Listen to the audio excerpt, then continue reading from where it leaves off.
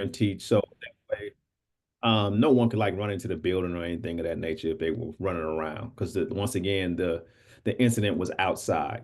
By being in contact with 202, because it was one Haven student, current Haven students. The other students were graduates and have moved on to the high school and other schools.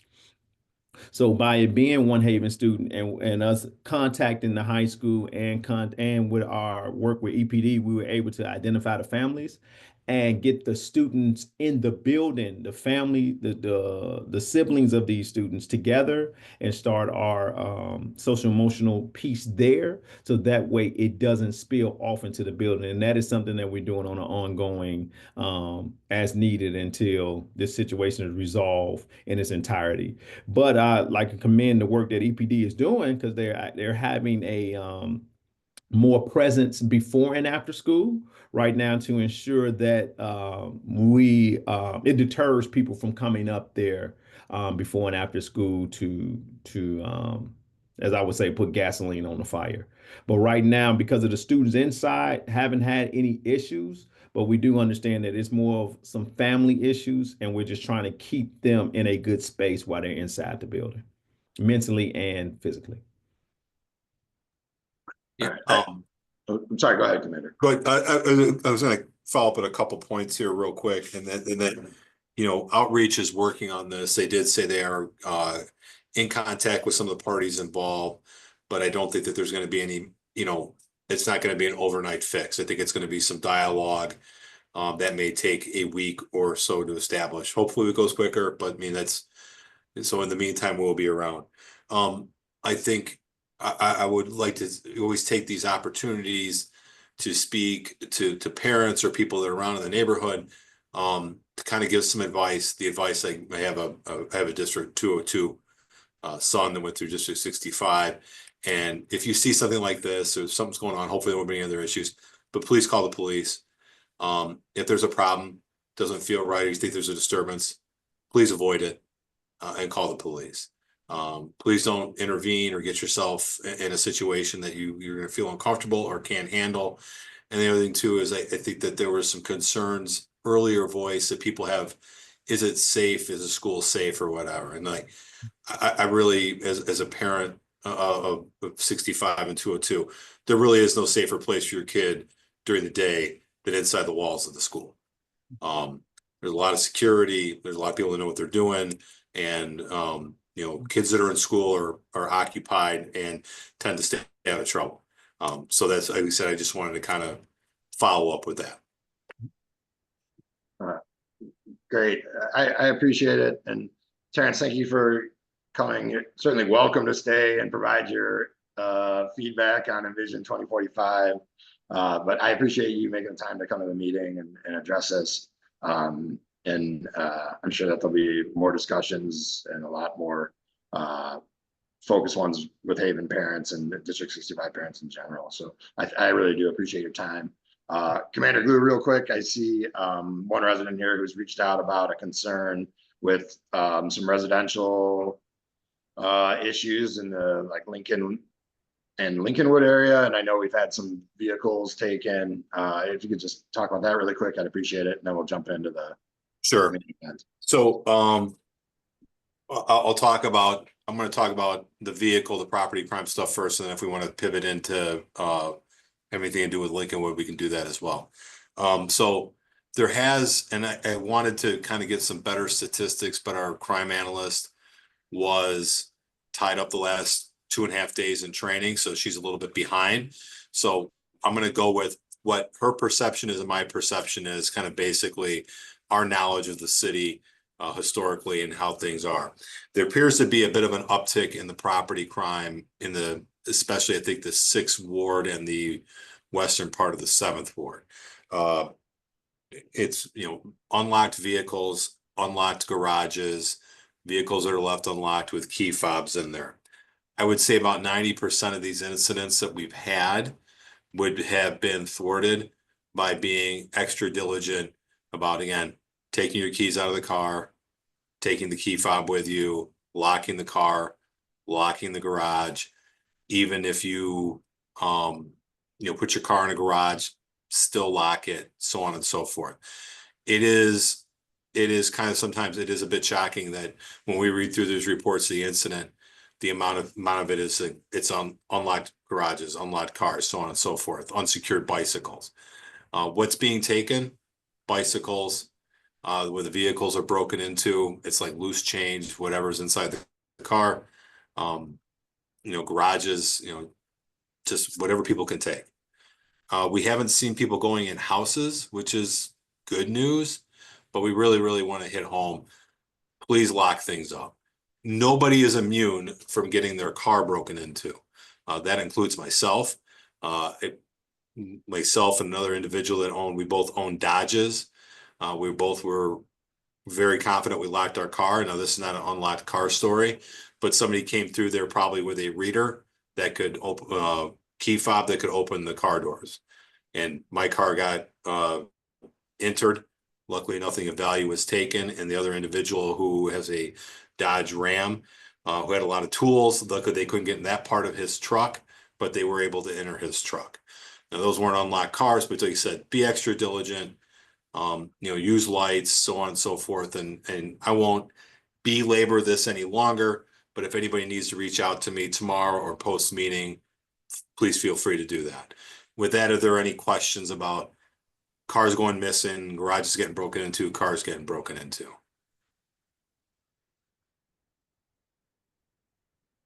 Okay.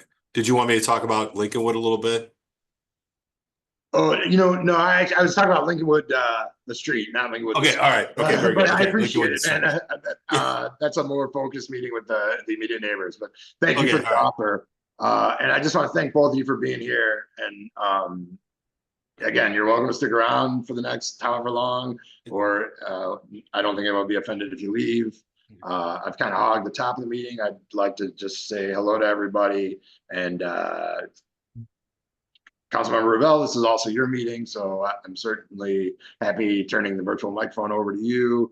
And then when you're ready, feel free to turn it over to Liz and Megan, and we'll get into work. Right. Yes. So yeah, I second Councilmember Suffredin's welcome to everyone to have this really important discussion about Envision Evanston 2045. And so with no further ado, turn it over to Liz Williams and Megan Jones, who are going to share some information with us and most especially get feedback from you about various aspects of their presentation. So Liz and Megan, welcome. All right. Thank you. Megan, you want to kick off the presentation? And I'm here to support, and just to want to put a plug, I'm going to be using the chat a lot during Megan's presentation to ask some questions and get feedback. So take a look at that. Feel free to drop your questions that you might have in the chat too, as we're walking through. We'll revisit them and go back through once we get through the presentation. So thank you. Good evening, everyone. Again, my name is Megan Jones. I'm a neighborhood and land use planner with the city of Evanston. I do have a presentation I will go through, and I'll pull that up. Make sure.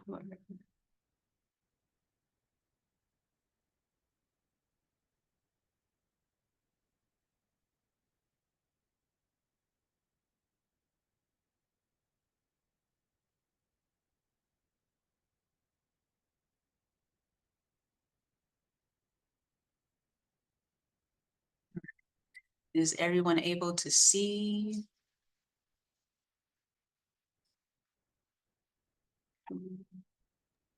Yep, you just need to put it on slideshow view, Megan. Top right corner. Yeah, all right, there we go. Okay, so assuming most people are familiar with what the process is, but I'll start at the beginning and then tick forward. So we are in the midst of what is a year-long process that will ultimately produce two documents. The first being a comprehensive plan.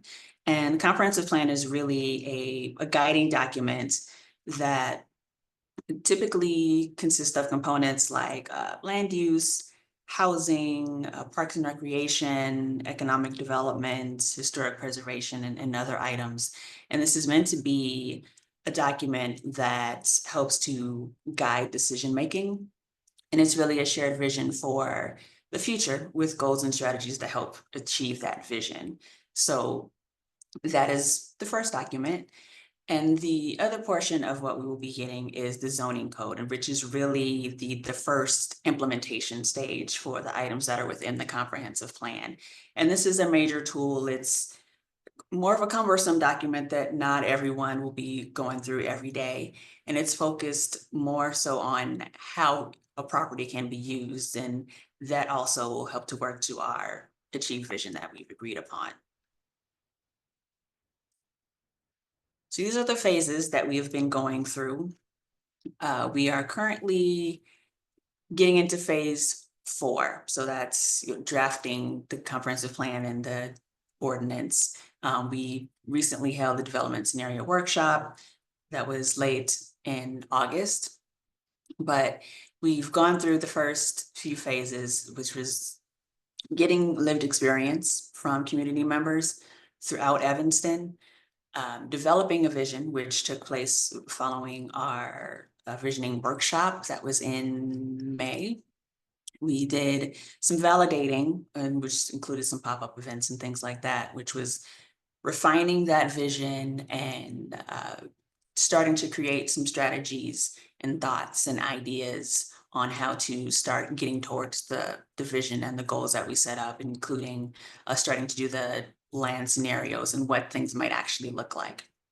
So now we are in the stage of actually drafting the documents based off of the comments we received, the themes that were created from what we heard, the vision, the goals, and the development scenario workshop that was held. So we are diligently getting everything together for that. And the final phase will be the legislative process. So essentially, we'll have a final draft of both the plan and the zoning code, and that will go through the prototypical review process with our Land Use Commission, and then ultimately City Council. And I will say that through each of these stages, we are getting feedback on what's been done. When we have distinct reports that are provided, so far we've got the preliminary findings report, and which is also available on the project website. And we'll soon have the zoning diagnostic that'll be available as well. We do also have, I think, some of the raw data and some presentations that have occurred throughout the phases as well, if anyone is interested in taking a look at those. So going back to the first phase, we had a number of different ways for people to participate. We had a survey, which, as you can see here, had a good number of responses. I want to say the response rate was about 3%, which is actually pretty good, according to American Planning Association. This included both English and a Spanish version of the surveys. We also had something that we call a meeting in a box, which has been used in other communities, and it's an opportunity for community members to actually hold their own meeting. So whatever community group or organization, or even if it's your neighbors or friends, you're able to actually hold a meeting and get feedback that matches what was actually in the surveys. So that was another option. We had about 42 of those that were held. And that included a total of 184 participants. And combining the number of people who participated in the survey, those meeting in a box, the community meetings that were held, we had about 2,800, well, actually almost 2,900 total participants within that first phase. And as you can see, we had a pretty good range of ages, largely between the ages of 35 and 70. So we did do some additional outreach and spent a little bit of time in ETHS. We've talked with some younger families. We've had office hours that were held, which gives a little bit more flexibility for some people to participate as well. So we did have a variety of different ways that people were able to contribute their thoughts on what we were doing or what they wanted to see or what needed to be maintained and things like that. So thinking about the comments that we received and some of the common themes that kind of kept bubbling to the surface, probably not a big surprise, but it includes the high cost of housing. Affordability has been a very big topic recently for some time. So generally housing is expensive and there's a big lack of options for younger families and some of our more diverse demographics. We also saw a need for transportation improvements. So we're hearing a lot of comments regarding the need for more protected bike lanes and dedicated bike lanes, as well as sidewalk enhancements and improvements. Also, of course, we're hearing that parking is a challenge and causes residents to shop elsewhere. And I think more recently, to add on to this, we've been hearing that with the transit options that are available, we do have pretty good connectivity north and south, but sometimes if you're trying to get east and west, it's not the most consistent. We're lacking some options in that area. Third option, or not the third thing we were hearing, was preserving community character. This is also a pretty common thing that we've heard, and especially with newer developments and newer buildings that people think really should complement the existing community design and the context of the existing community.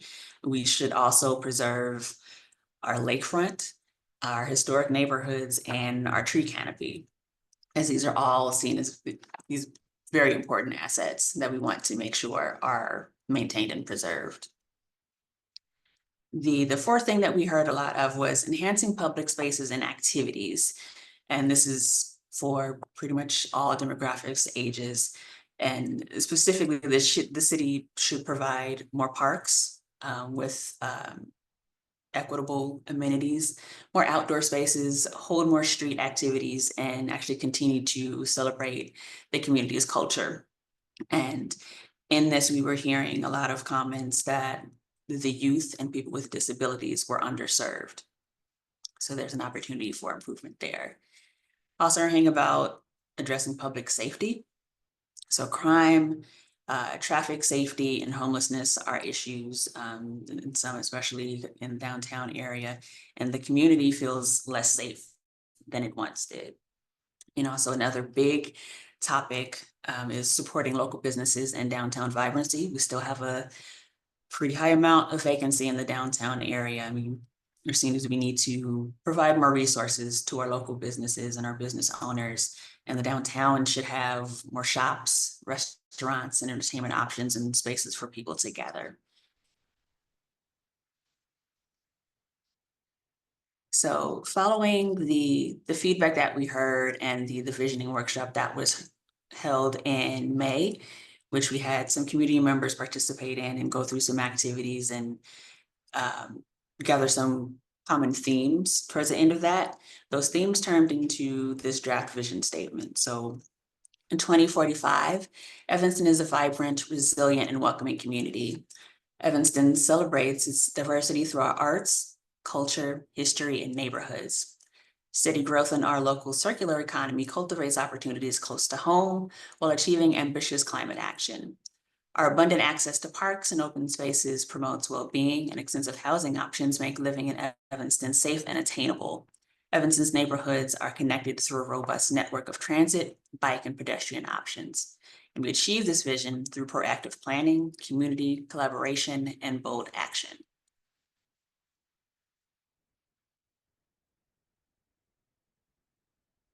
So following up from that vision statement and the themes, we did create some draft goals. And these include prioritizing environmental sustainability, creating equitable opportunities for all, creating a healthy community, celebrating arts and culture, increasing housing diversity, establishing a strong local economy, and investing in active transportation. So as we get into phase 3, or as we got into the phase 3, there were some additional events where the Envision Evanston team went back out into the community and held some additional meetings. So we went to pop-up events that occurred over the summer. So we have a list here that included downtown Summer Sounds. We went to Valley Produce, stopped in a few barbershops, went to Trader Joe's, Frio Gelato, the Jewish Reconstructionist Congregation, and we held some additional organizational meetings with Endeavor Health in Northwestern. And on July 18th, we held listening sessions with some members of the community and community stakeholders to get some additional feedback in areas where we need to focus more of our energy. So following up on some of those things that we heard, this is where we made some additional observations and where the bold steps came about. So I'll go through the list of these and provide some context of what that means. So the first observation, we're running out of land and people cannot find housing. So to remedy this, we want to identify growth centers and corridors that can accommodate more people. So for example, transit hubs and along major bus routes. We'd also want to encourage housing choice by allowing duplexes, triplexes, and fourplexes in all of our residential neighborhoods. And then we want to put more attention on housing people and not cars and eliminating the parking minimums. Another observation was that families that have lived here for generations are being pushed out, and children who grew up here can't afford to return as adults. So if they might go away to school, get new jobs, and they're still unable to afford to come back.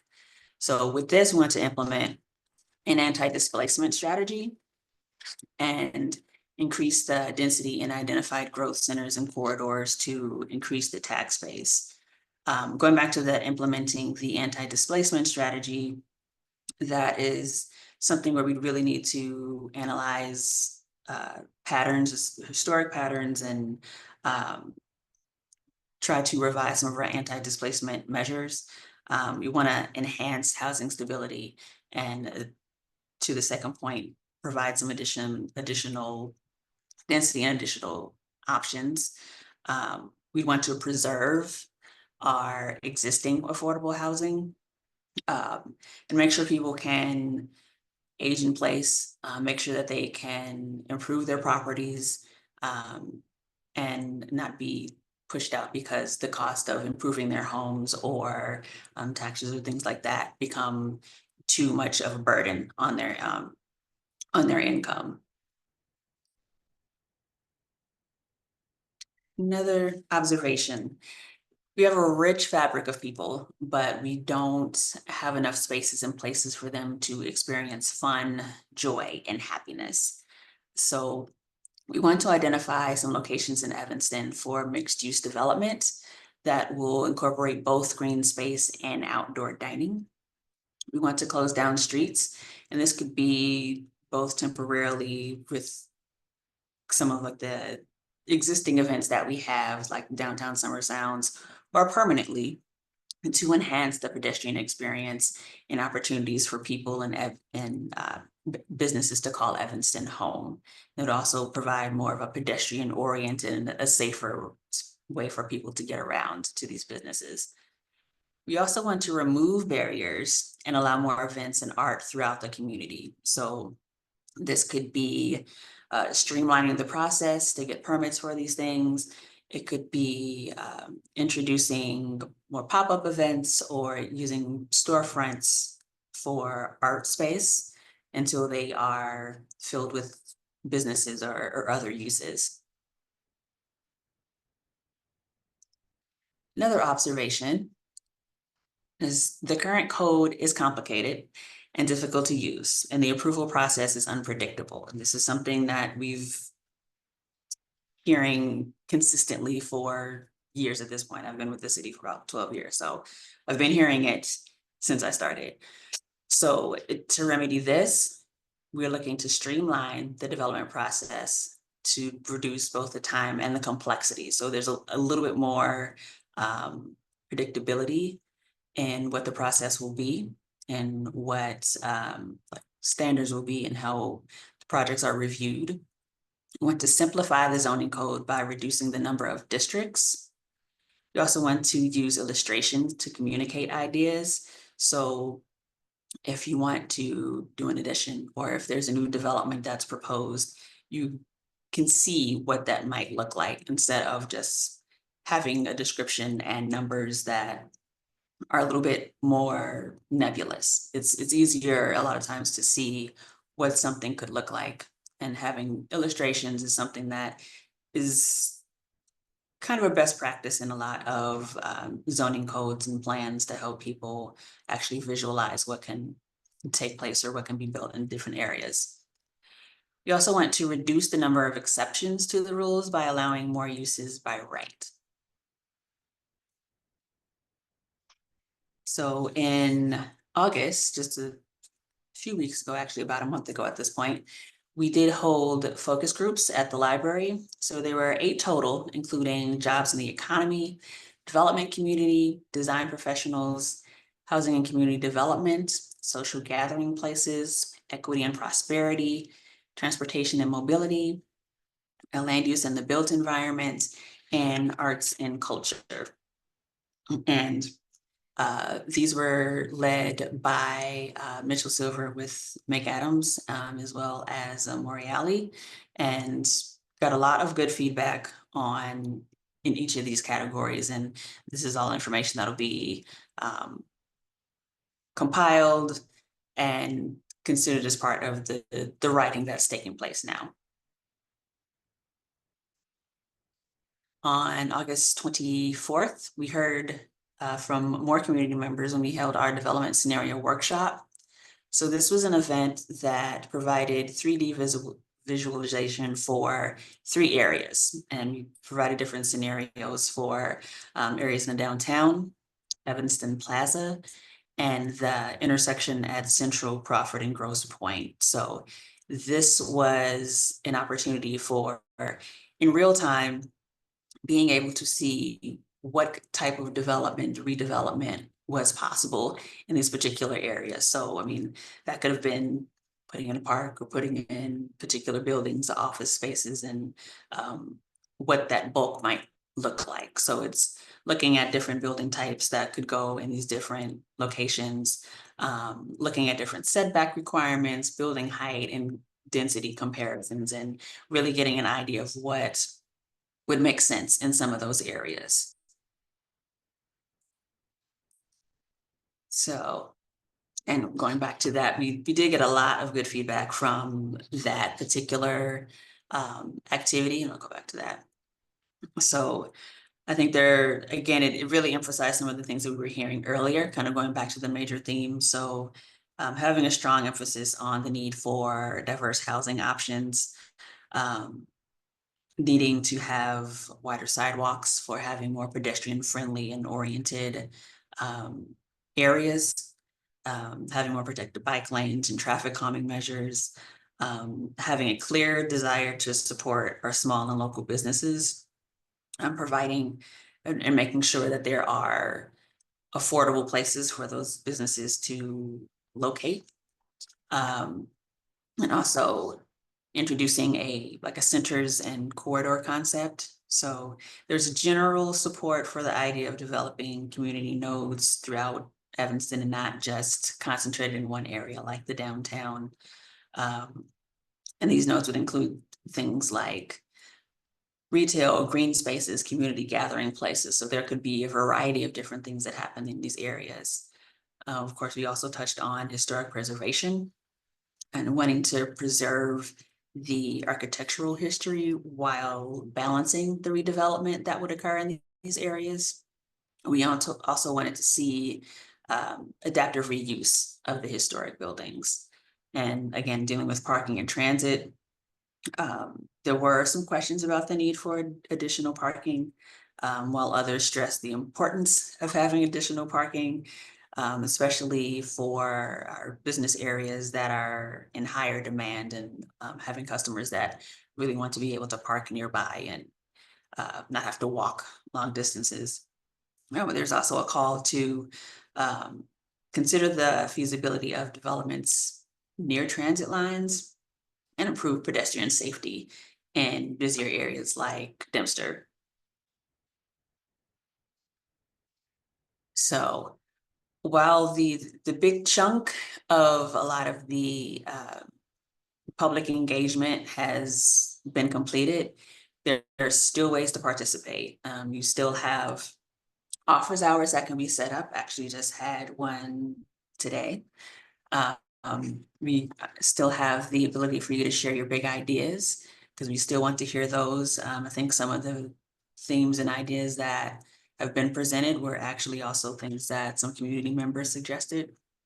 And then if you have general questions, you're more than welcome to email us. And there's also ability to email if you're on the website as well.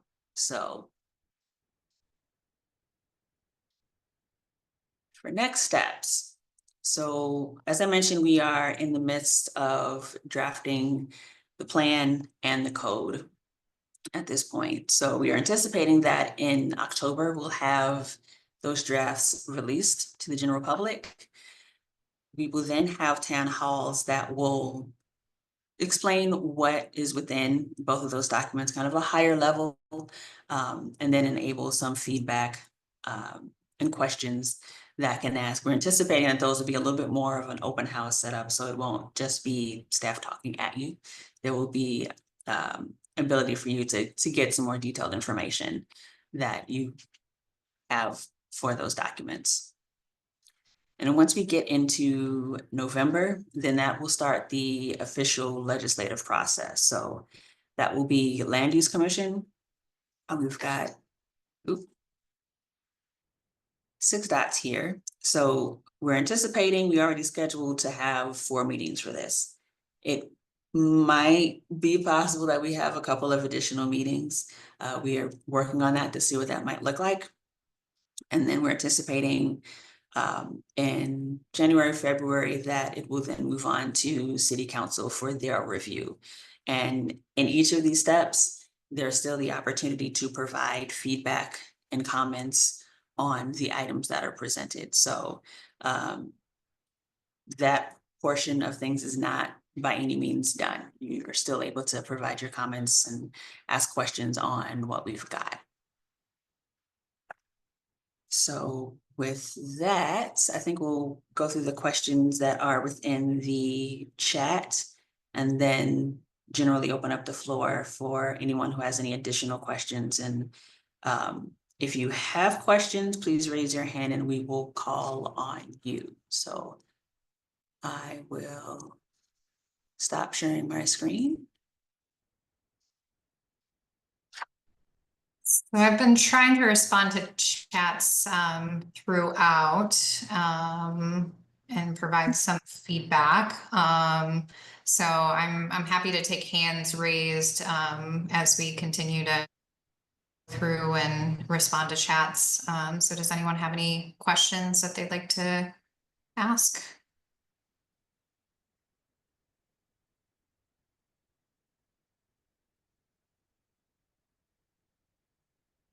We have a raise hand feature on this chat, right? I believe so.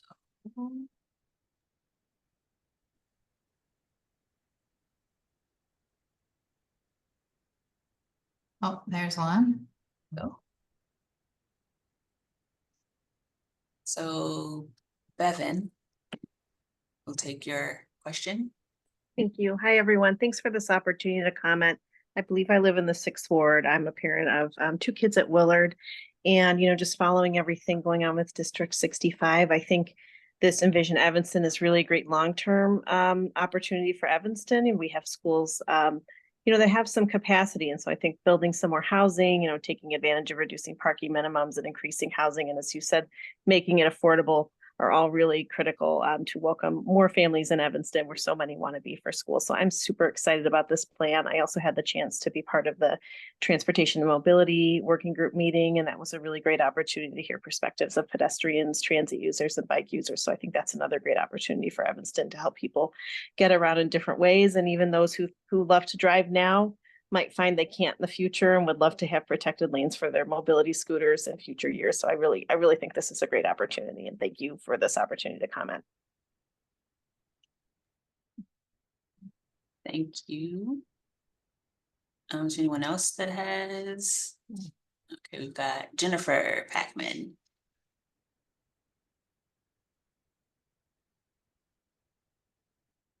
Hey, so I still have some sorry. There we go. Okay. I still have some serious concerns about the single family zoning. How many places has this been tried in the country, just eliminating single family zoning from the whole city? I mean, that seems really dramatic. Are those the whatever comparisons you're using, how similar are those places to Evanston? Do we have any info on like what kind of long-term effects that could have? Like have other places done this some time ago? I mean, what kind of data are we looking at? I don't want to just jump into something. It seems like a dramatic change unless we have a lot of data supporting this as a useful and successful method of approaching it. Yeah, great question. So I'm dropping in the chat a couple of examples for you to take a look at across the country where they have allowed additional types of housing within what are known as traditionally single family only zones. I think it's important to note, we've taken a look at some of the existing conditions here in Evanston, and I kind of found it we ran an analysis of, how many parcels there are in the R1 zone, and there's about 6,000, just over 6,000 lots of land. And in that district, you have to have a minimum lot size of 7,200 square feet. That's what our regulations call for. And currently about 49% of our parcels in the R1 zoning don't meet that standard. They're smaller than the 7,200 square feet. So just in general, right now our zoning is not matching what our existing conditions are on the ground. I'd also offer that in terms of the concerns about the changes that could occur, these changes happen gradually over time in communities that have allowed for more or different types of housing.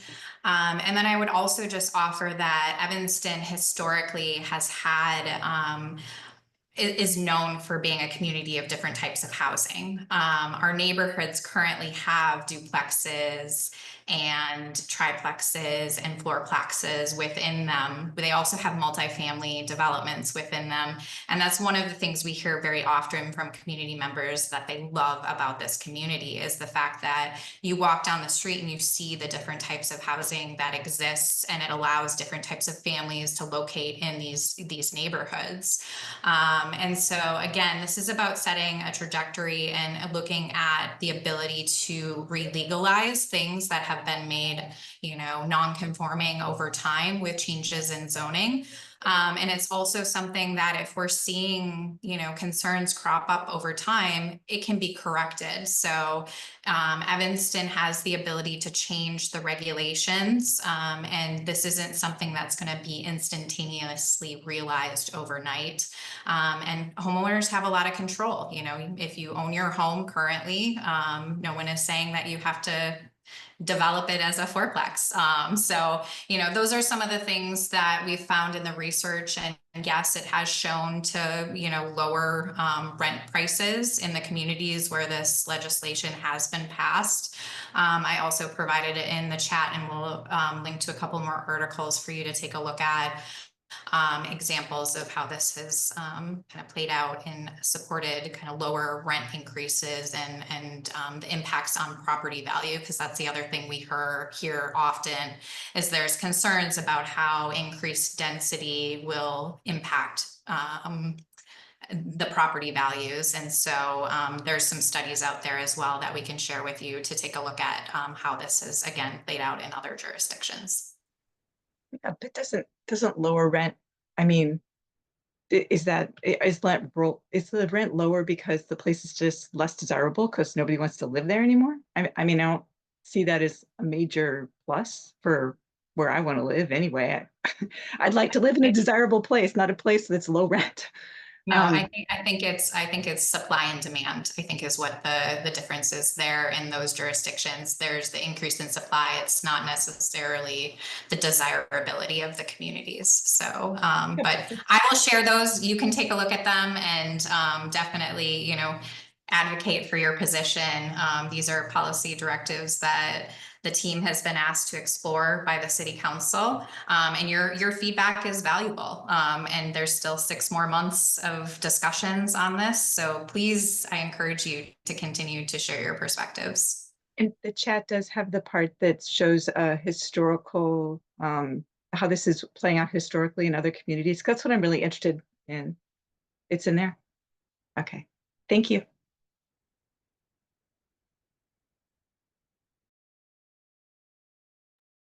Okay, next hand I see is Cheryl Lawrence.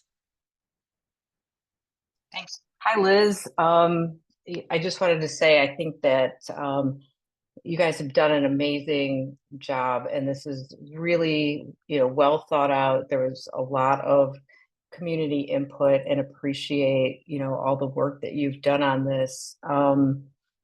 And, you know, while, you know, I can appreciate, you know, property value and my property value going up, you know, along with it, you know, taxes go up, and, you know, so there's all kinds of things that, you know, they're balanced and counterbalanced. And, you know, I thought maybe, you know, you could talk a little bit about, when we talk about the affordability issue, how many people are commuting in and out of Evanston? How many people are coming into Evanston, you know, to work, but can't afford to live? You know, I'm almost 62, and, you know, I love the idea of, you know, having, you know, more accessibility, being able to think about like what I'm going to need in 15 or 20 years, hopefully, you know, in terms of, you know, just more accessibility to things that I can walk to, you know, more help available. You know, there's a lot of things, but, you know, how many people are commuting in and out of Evanston because of the affordability issue? Let me, so in the preliminary findings report, I believe there's some data on that. So let me take a look, and I'll circle back on your question if you don't mind. I don't have it top of mind in terms of the number of people that travel. Anecdotally, I will say that we've heard that a lot from folks, you know, in terms of, you know, they would love to live in Evanston. There's just not housing options for them here. And it definitely does increase their cost of living because they are having to commute back and forth. And I know there were some comments in the chat too around, you know, is it people wanting to locate and live in here, or is it the people that currently live in Evanston that are having concerns with high housing costs? And it's both.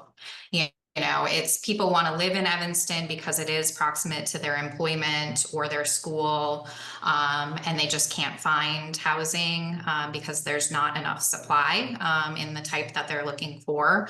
They also, you know, we hear all the time that taxes are continuing to increase, and folks that are on fixed incomes are not able to maintain their housing. And if you look at recent articles that have been in local press around cost burden, those numbers are increasing over time. And so, you know, as we're seeing this increase in housing costs, even people who live here now are feeling it. And then we have folks that we've heard that, you know, they live in a large home currently and they want to stay in their neighborhood and maybe downsize. There's just not options available for them to do so. And then we've also heard, you know, I would love to be able to have a second unit that I could rent out and be able to support my staying in this larger home, but the regulations don't allow me to do that. And so those are just some of the stories that we're hearing from community members. anecdotally, and I'm happy to follow up in the chat, Cheryl, on the specifics around, the migration in and out of the community. I remember hearing, some of the numbers in the first phase, and, it really, it leaves a big impression because the number is really high.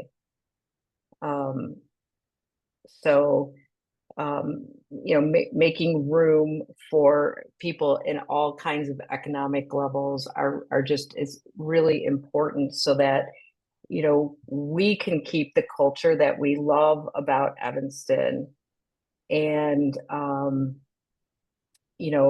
people who live in Evanston or people who work in Evanston should be able to live here.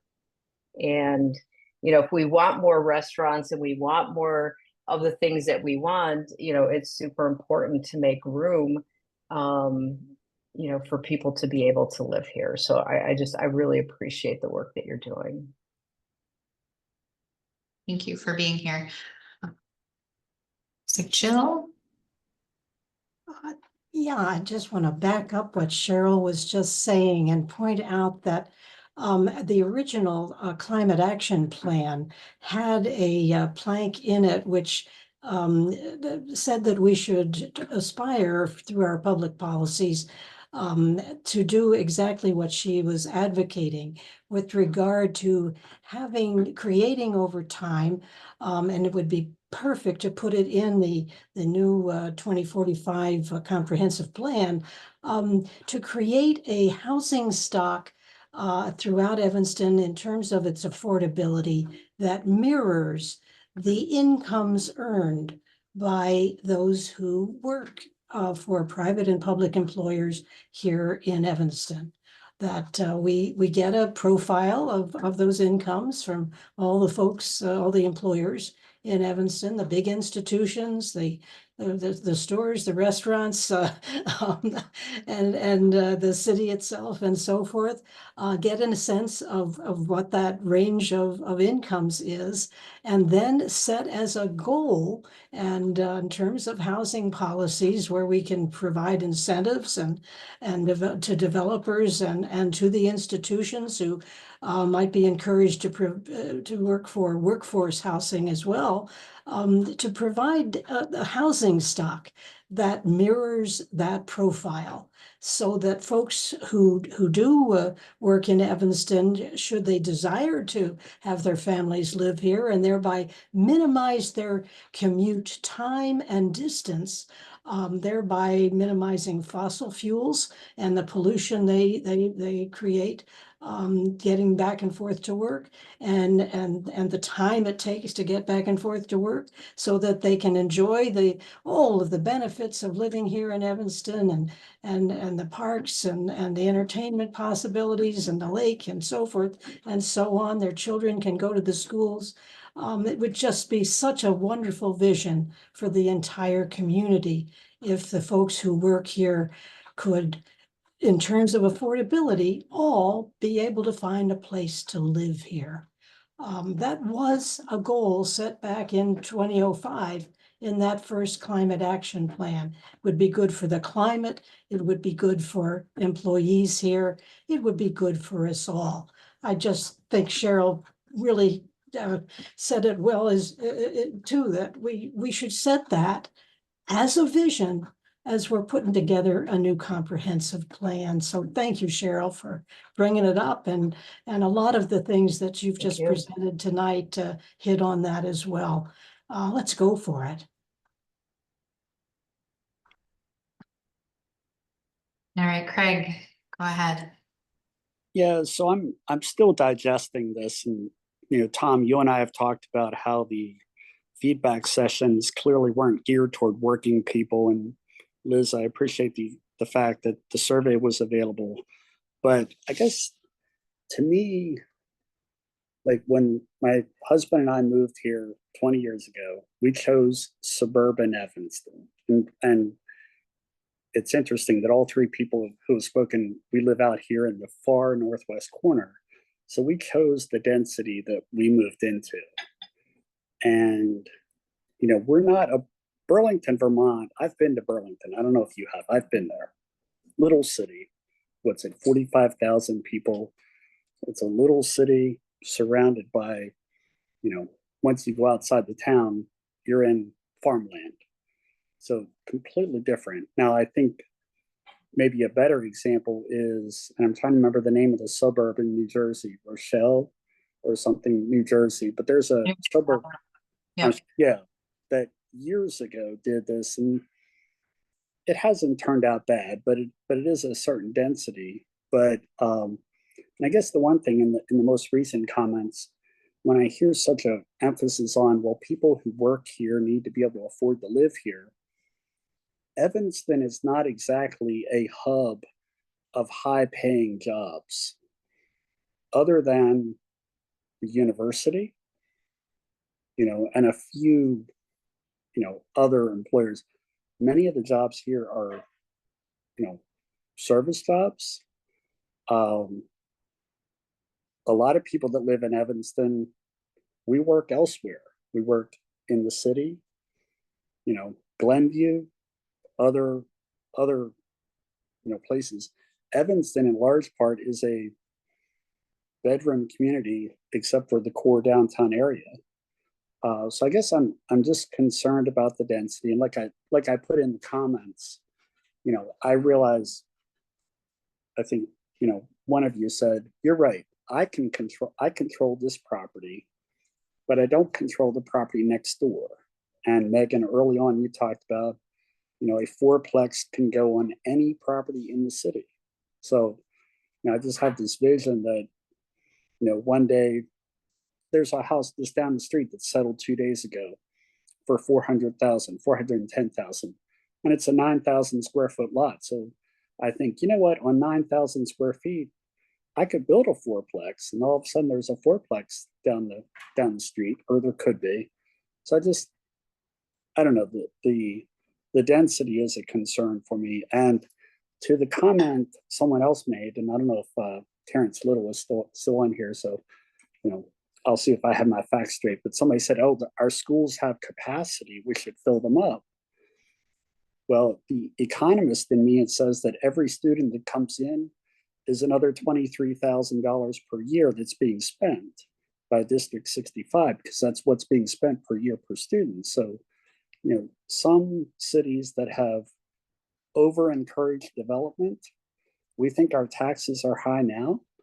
Like, look out when the school enrollment goes up, because at 23,000 per student, the costs get pretty high pretty fast. So,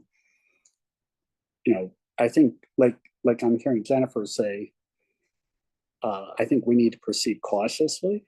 And, like I'm saying, some of us didn't sign up for a high density town. When we moved here, we looked in the city, we looked further north, we chose Evanston, but part of what we chose and why we're out here in the northwest corner is, it's not high density. So that's my thoughts for now. Appreciate that feedback. Go ahead. I was gonna say, sorry, I just, if I may just use my aldermanic privilege to jump in and interrupt. There were some questions in the chat, and maybe this would be a good time because it'll inform the subsequent discussion about the coordination that's been done with District 65. Liz, you and I talked about at their Monday meeting. It seems, and I think Terrence has left, and really, like, this isn't his area. He's the superintendent for safety, so I'm not trying to put him on the spot. But it's anticipated that decisions about deficit reduction will be made in January. Could you speak just briefly to kind of how we're coordinating with District 65 on this, and how our timeline and you may not have an answer to this, so I'm not trying to put you on the spot, their just announced timeline are gonna merge at some point. If you could just speak to that briefly, I think that might help with some of the discussion related to the schools. So one thing that we've done through this process, and as as the council member pointed out, the school district is considering consolidation based on declining enrollment of existing facilities. And so when we look at development in the future and where it could potentially be accommodated, and start to think about different land use categories and how we carve up the land of what can be built where, and then drilling down a little bit further into the zoning requirements of, you know, setbacks, how tall a building can be, you know, how much lot coverage you can have with your building that you're constructing. And we've worked with the district to identify all of their existing land holdings within the city. And during an analysis where we were looking at future potential for development, their properties did get a ranking recognizing that there may be the potential for future redevelopment of those school sites if the school district does choose to consolidate and no longer utilize them as school facilities. So it's one consideration in terms of how we look at potential corridors or centers across the city that could potentially accommodate, I think, the density that you're speaking to, Craig. And then we've also been speaking with them quite a bit on their future programming, trying to understand their long-range capital plannings. But to your point, council member, it's a little bit of a moving target. And one thing that we will do once we have a better understanding of their plans will be to calibrate any recommendations that may move forward. There's also the potential future look at adjusting our plan. So our current comprehensive plan was done many, many years ago, back when the World Wide Web was just emerging as a thing. And so I want to note that there are the opportunities for us to revisit some of these pieces if there are massive changes in the school district and their future plans for properties. So that's, I guess, what I can offer at this point in terms of coordination. We have looked at their sites, and they've been supportive of us, you know, having access to that information just so that we can fit it into some of the considerations as we move forward. Does that help, Councilmember? I think so. We'll see as a It conversation. probably opened up a bunch of other questions. Well, yeah, I mean, I just think, you know. It's also not necessarily something that we as the city have full control over, as the school district does have their own process for how they make decisions about their land and all of that. So Yeah, absolutely. I just think, you know, if one of our objectives is to attract families, the quality or perceived quality of elementary education is a big piece of that. And I don't want us to get on a sidetrack, but just that these two processes, which are separate, will intertwine at some point, likely in January. And that's all. We can keep going through the chat questions or through the hand started. Darrell, I just wanted to get that in. great. Steve, do you want to go next? So I am Laurie McFarland. Steve Davies is my husband. And I want to say that I think I'm curious about and interested in the concept of opening up the residential housing to try to get more residential housing in the city. I think that that's a good idea. And in general, there are a lot of things that will come with that, but I think that typically a city can learn how to deal with that. What I am more concerned about is when you talk about streamlining processes, I wonder who you are streamlining them for. I think if you are streamlining them for housing developers, maybe that's okay.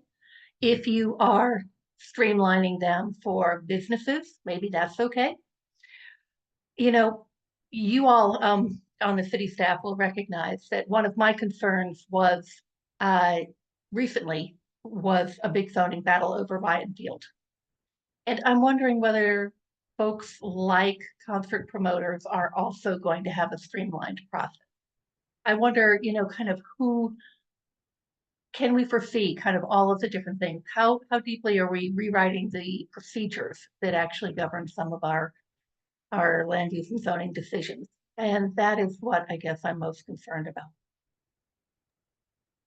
Yeah, I think absolutely. It is one of the considerations with the rewrite of the zoning code is how we look at applications for review.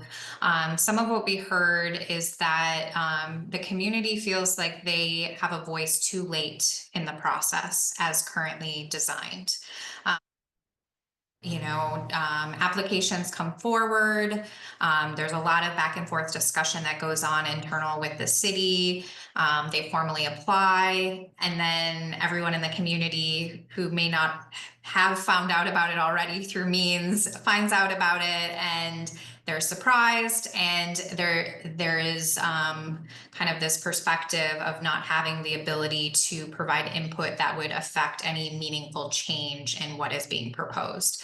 And so one thing that is being considered is requiring before an application can be submitted for city review, that the applicant actually holds a community meeting in advance. That would be their responsibility to do.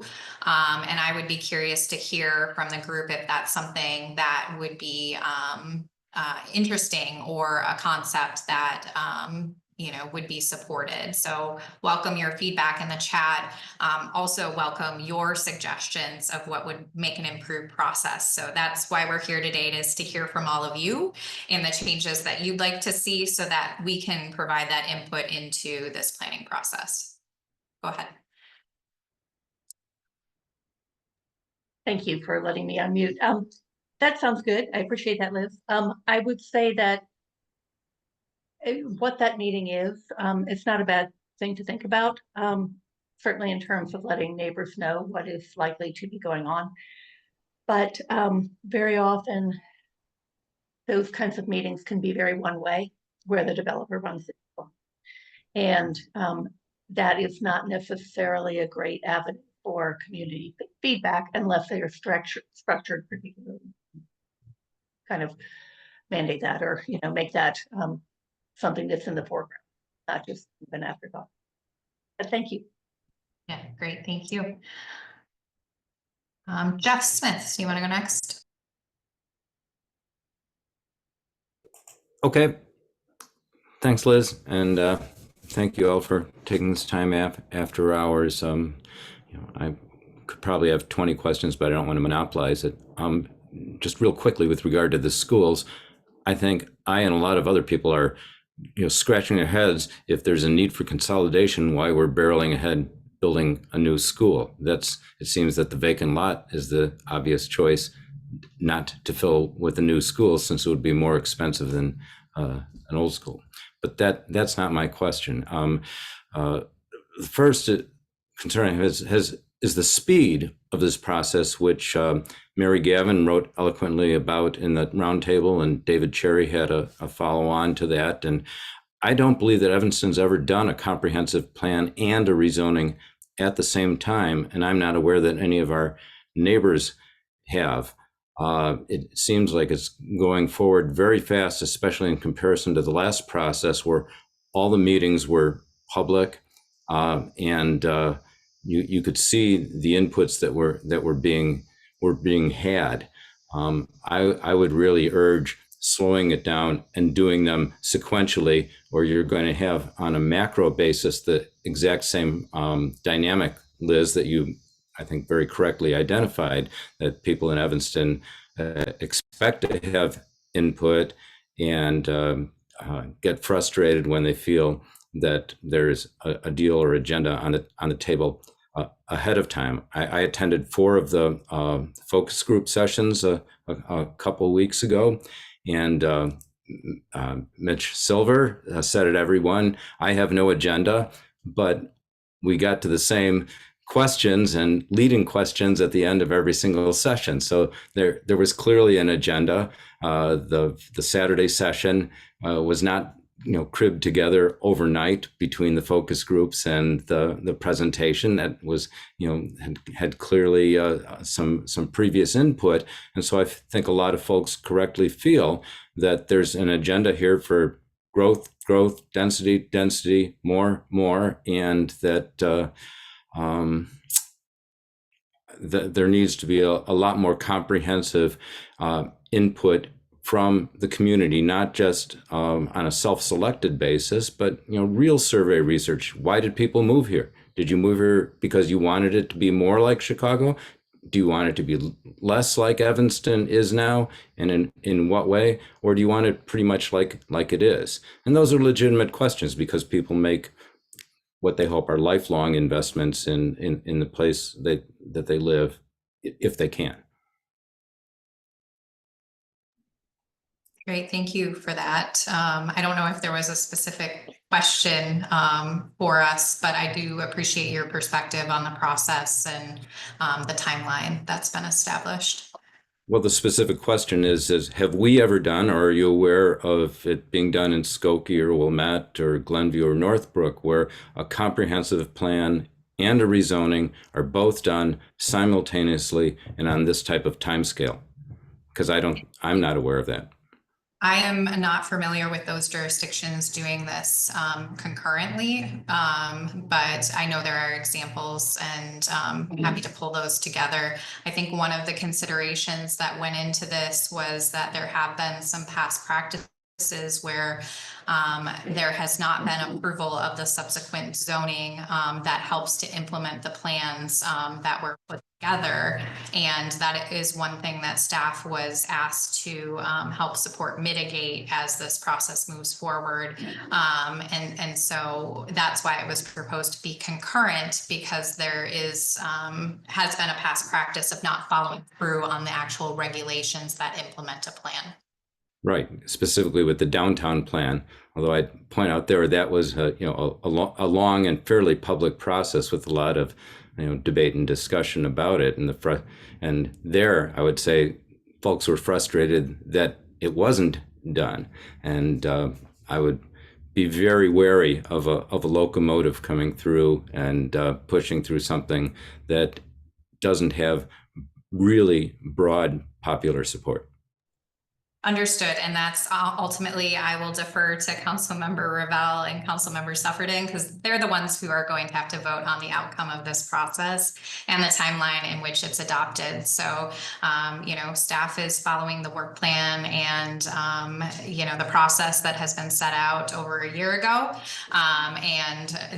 We still have 6 more months left of this conversation, and staff remains flexible and will continue to follow the lead of the City Council as they're directing this initiative.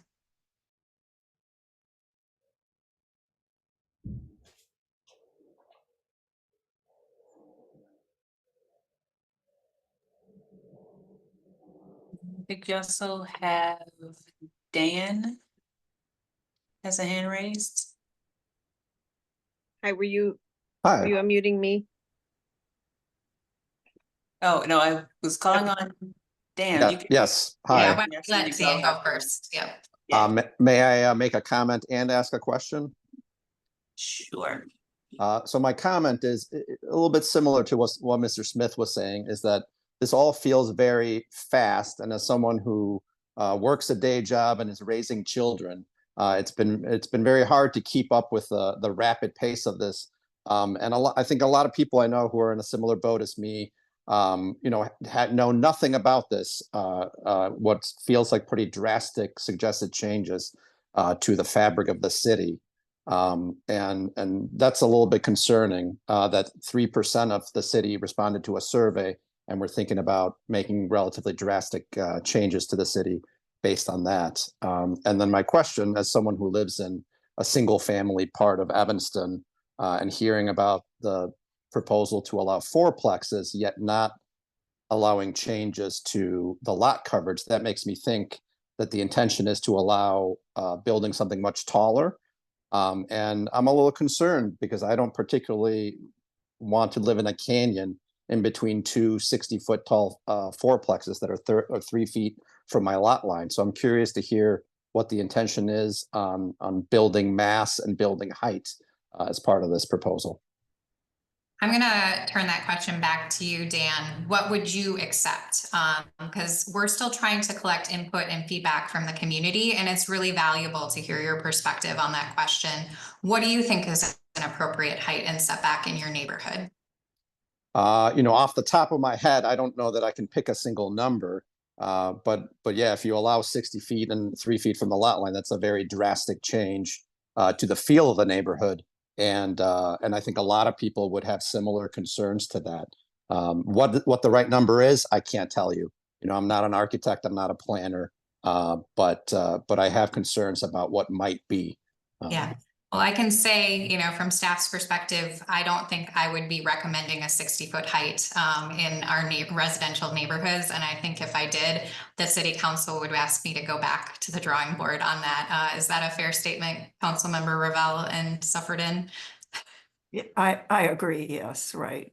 Yeah, so I don't think that the intention here is to drastically change the character of the neighborhood residential zone. I think it's about allowing opportunity for different housing choice options for the community. It's about re-legalizing the existing built fabric that we have in those neighborhoods already. It's about the fact that you do have duplexes, triplexes, townhomes in your neighborhoods already, and allowing that to occur naturally over time in a gradual way, I think is the goal. I don't think the goal that I've heard from city council is to make every neighborhood into a high-rise multifamily district. So I don't know if that helps in any way, Dan, but yeah, that's kind of where I think the direction from council is coming. Okay, thank you. All right. Yeah, and if I could just jump in, I hear what's being said about the speed of the process, and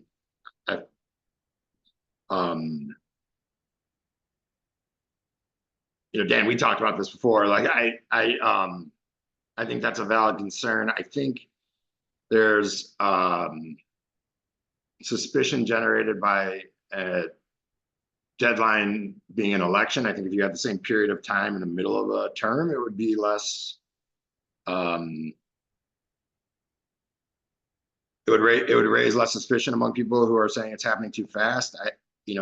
I'll note that tonight there's a meeting about tennis, and this will mark the 2-year anniversary of discussion about tennis and pickleball that we've had. So like, I'm not saying that that's the ideal pace, but I think, something like this, it's ready when it's ready. The quality and quantity of the feedback is very important. I think having a goal of doing this before a certain date is laudable and it moves the process along, but the reality is without resident input on the front end and without resident buy-in, once this becomes a more finished product and people have had a chance to really review it and understand the benefits and consequences, that the concern that you raised and that Jeff raised will always be valid.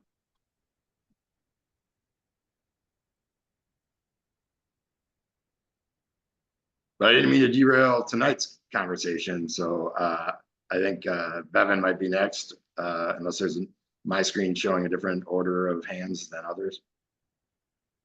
Right. Go ahead, Bevan. Hi, everyone. Again, I want to just react. I mean, there's been so many comments since I raised my hand, but one of my neighbors was talking about kind of moving in and very much seeking out the lower density, and I guess in some ways we did too. Although honestly, this neighborhood was in odd ways more affordable than all the neighborhoods that are much better served by transit and all that. But I just want to sort of highlight one of the issues about the schools. We moved in, couldn't find a daycare. This was in the chat, but and I know there was one proposed in this neighborhood, and many neighbors resisted it, or at least enough that were loud enough to shut it down. It could have been walkable. So I think we do need to think of things like that for families' needs. And I think likewise, we've got so many of these single family homes that are very large, and most families are having fewer kids. So I think there's a lot of sensitivity to the comments I hear around town of people wanting, to preserve neighborhood character. And I think there's a way to do that with duplexes and fourplexes. Certainly nobody wants the sort of giant building. Well, I shouldn't say nobody, but I can understand the concern of having something giant built next door. But I want to sort of, as a parent, say, we're really struggling with, things like finding daycare spots and sort of what's happening with the schools. So it's like, I just want people to think about, like, if your neighborhood school closed closes, what's that going to do to your neighborhood? What's that going to do to the families around you? What's that going to do to your property values? So, I think, we want to keep things the way they are, but we may need to like allow some change and a few more families around for the kids to play with and to populate the schools. I think we're going to have negative effects. I would be very worried if our neighborhood school closed, and certainly would be very hard on my kids. So hopefully we can find a way to take everyone's really good comments and be sensitive in the way we like allow designs, but still allow some growth in Evanston.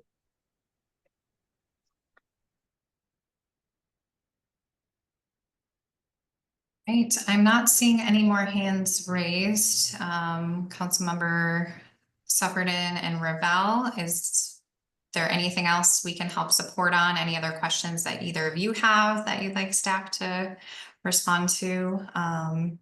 Well, I would just like to say, you've meant, whoops. I'll make my comment and then go back to Jeff. You've mentioned a number of resources and you put the links in the chat, but I'm thinking perhaps after the meeting, you could put together actually a little list, and people who weren't able to come to this meeting this evening would also be interested in following up. What are the examples of other communities around the country that have done some of what we're talking about here? What has been their experience? So, because I think there are a lot of questions about, what would this really look like for Evanston in 2045? So I'll work with you to see about putting together that, and then Councilmember Suffredin and I can send that out in a newsletter. Yeah, and I just want to make sure that we've got all the questions that were in the chat. I Yeah. think so. Okay. And then, thank you both, Liz and Megan, but we can schedule more meetings going forward. We'll give you guys a break tonight. But I really do believe that for this to be successful, the level of engagement needs to be very high, and without that, the level of buy-in on the finished product is likely to be very low. So I'm happy to have other meetings. I know, Liz and Megan, you're doing this everywhere, so it's a matter of getting them scheduled and spacing them out appropriately. But I'm certainly happy to have more meetings about this. Yeah, happy to participate anytime. We've had a very open door policy as staff, and I've approached this in a very flexible way because at every step we're trying to bring back the information that we're hearing and ask, what else are we missing? How can we do this better? So it is very intentional on our part to follow through on that commitment throughout this process. So please reach out. I love your idea, Councilmember, record this session as well, so we can include that in the video if folks perhaps missed and can then access the information that was discussed here. Sounds like we can have a in-person meeting at Max Bike and Goods. Yeah, sure.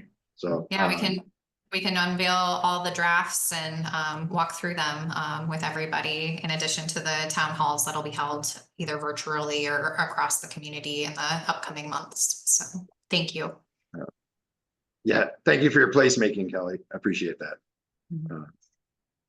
All right, Jeff, did you have one more, and then we can wrap it up, or is that a residual hand? Yeah, sure, please. As most of you know, I've been an environmentalist all my life and career, and I would simply urge that this be approached ecologically. A community is an ecology. And at this point, I'm no longer the young Turk in the room that I was 30 years ago.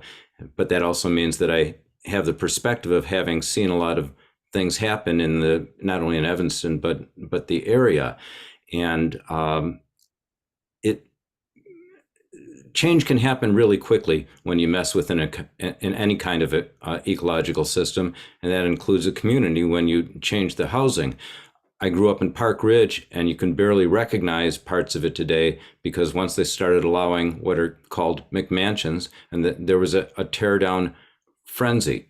The forces of economics, incentives, finance can operate very quickly to change housing stock and even the population of a community.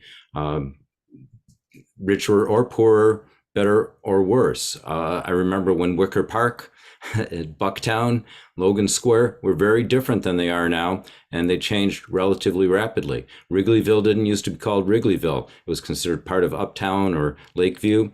The Cubs started night games, and the change that happened in Wrigleyville happened on a fairly accelerated basis.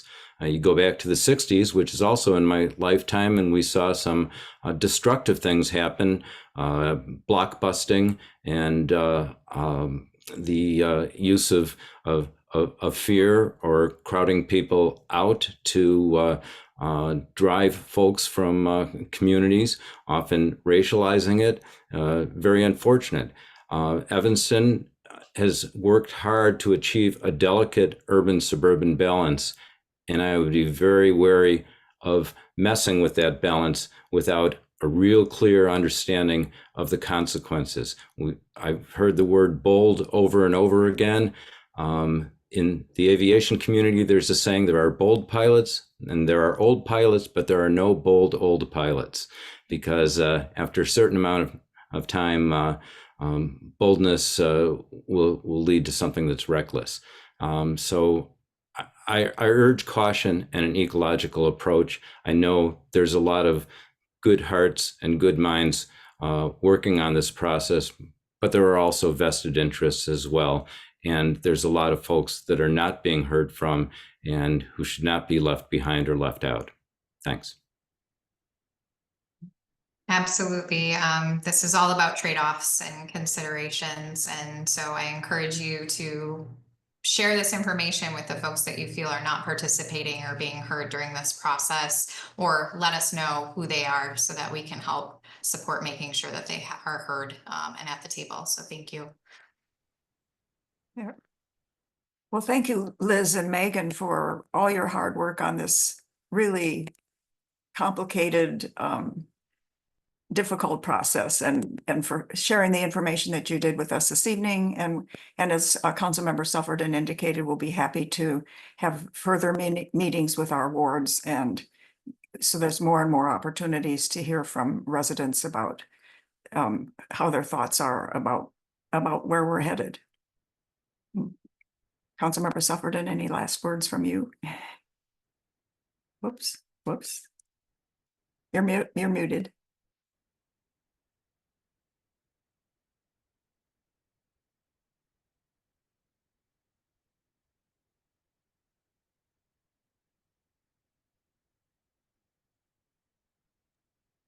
Sorry about that, guys. I was trying to send this chat to Jeffrey Paul. He asked a question about how to download the chat. I'm not sure how to do that.